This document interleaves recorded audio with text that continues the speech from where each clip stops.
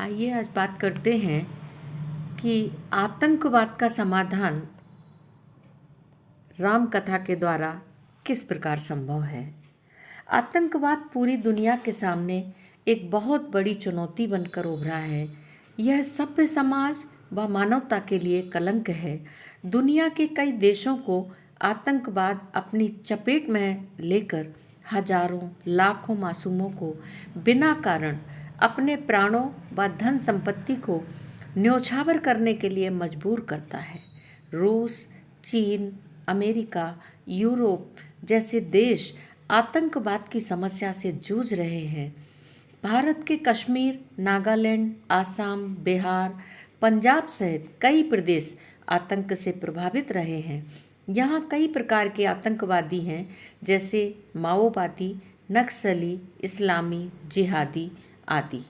सन 2006 में देश के 608 जिलों में से कम 232 जिले विभिन्न विद्रोही और आतंकवादी गतिविधियों में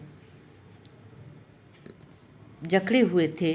अगस्त 2008 में राष्ट्रीय सुरक्षा सलाहकार M.K. नारायणन का कहना था कि देश में 800 से अधिक आतंकवादी सक्रिय हैं। आतंकवाद के कारण देश व दुनिया में भय का माहौल बना हुआ है। अमेरिका में ओसामा बिन लादेन का कहर सभी को मालूम है। तभी से अमेरिका ने आतंकवाद को एक विश्वव्यापी समस्या के रूप में स्वीकार किया। प्राचीन काल से ही आतंकवाद संपूर्ण संसार में एक बड़ी समस्या के रूप में विद्यमान रहा है। समुद्र मंथन में असुर और देवों के युद्ध का जीता जागता उदाहरण हमारे सामने है। इस पृथ्वी पर मनुष्य रूप में विष्णु के अवतारी राम आसुरी प्रवृत्तियों के दमन के लिए ही आए और राम राज्य की स्थापना कर शांति, समृद्धि, सदाचार युक्त शासन के पर्याय बन गए। श्री राम जिस युग में जन्मे उस युग में आसुरी आतंकवाद फैला था। पड़ोसी देशों के शक्तिशाली अधिपतियों तथा रावण ने संपूर्ण भारत में अपने आसुरी आतंकी ठिकाने बना लिए थे। देश का कोना कोना उनके दहशत भरे कारनामों से थर्राता था। सूपनखा, ताड़का, खरदूषण, त्रिशरा, मारीच, सुबाहु उसके आसुरी आतंकवादी सहयोगी थे। कमजोर व निर्बल जनता भयभीत होकर अपनी इच्छाओं का दमन कर रावण की आसुरी संस्कृति व पराधीनता स्वीकार करने के लिए मजबूर था।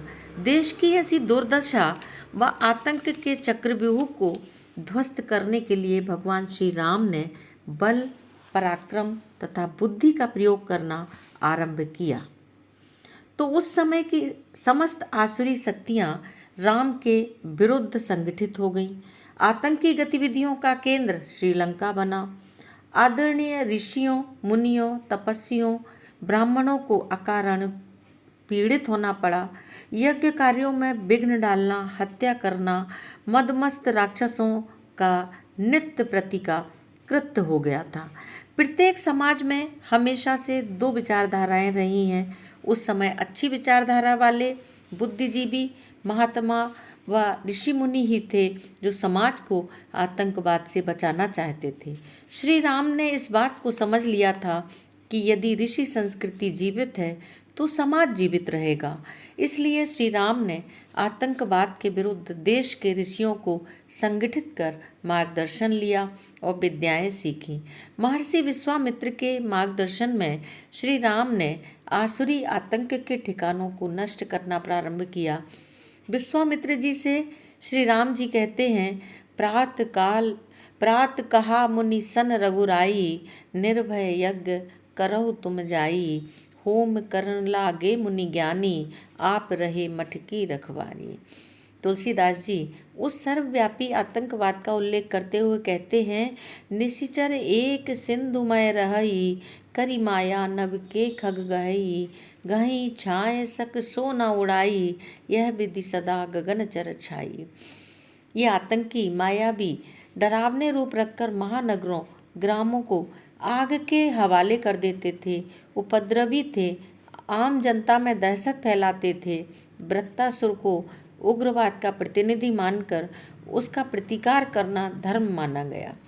दधीची की अस्थियों से बने वज्र से वृत्तासुर का संहार हुआ। हनुमान जी द्वारा सीता को अशोक वन में देखकर शत्रुओं को आतंकित करना, उनके आत्मविश्वास को कम करने के लिए लंका जला देना आतंक समाप्ति के लिए किया गया सराहनीय कदम है। जहाँ निशाचर रहि सशंका, जब ते जारि गयो कपिलंका। निज निज गृह सब करहि विचारा, नहीं निश्चर कुल केर उबारा। जो जन भरते ही बदन पसारा, कपि तनु कीन दुगुन विस्तारा। सोरह जोजन मुख ते ठयऊ, तुरत पवन सुत 32 भयऊ। हमारे प्राचीन साहित्य में असुर, दैत्य, दानव, नाग, किन्नर, गंधर्व, यक्ष, बानर, भालू, शकुनी, उलूक, मत्स्य आदि जातियों की चर्चा है। ये सब किसी न किसी रूप में चर्चित रहे हैं।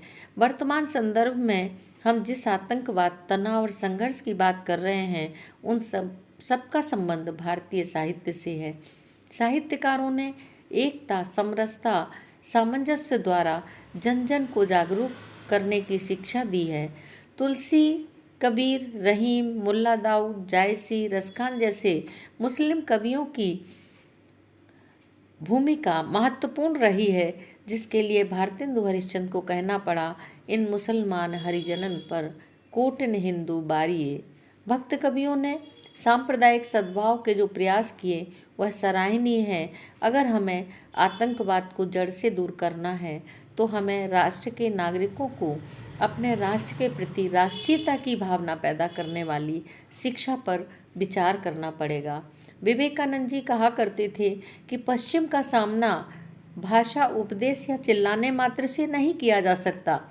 आतंकवाद जैसी समस्याओं का समाधान करने के लिए हमें अपनी धरती से लगाव, अपने राष्ट्र के प्रति प्रेम की आवश्यकता है।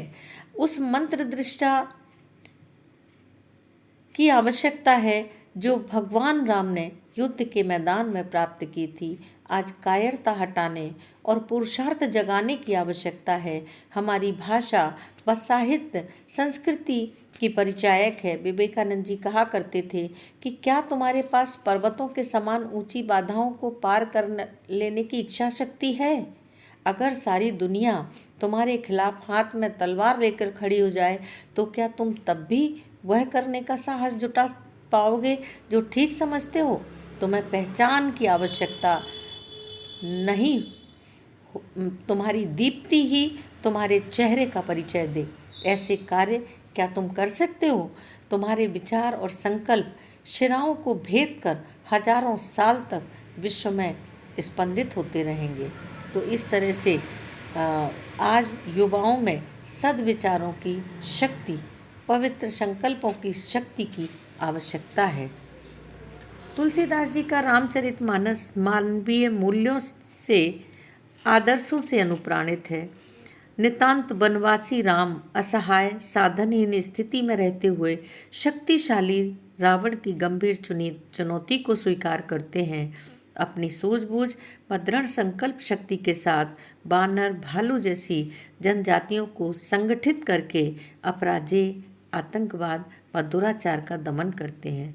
आज हमने श्री राम के चरित्र को सिर्फ मंदिरों व पोथियों तक सीमित कर दिया है, जबकि आज संपूर्ण समाज व युवा वर्ग को श्री राम के शाश्वत आदर्शों व मूल्यों की प्रतिष्ठा का आह्वान अपने जीवन में करना चाहिए।